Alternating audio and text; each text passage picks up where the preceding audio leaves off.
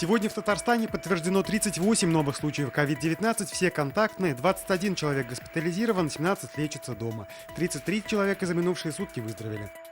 В Татарстане смягчаются ограничения, введенные в связи с коронавирусом. С этого дня все прибывшие в республику из других стран освобождены от необходимости проводить 2 недели в обсерваторе. Вместо этого они должны на тот же срок оставаться на изоляции по месту проживания.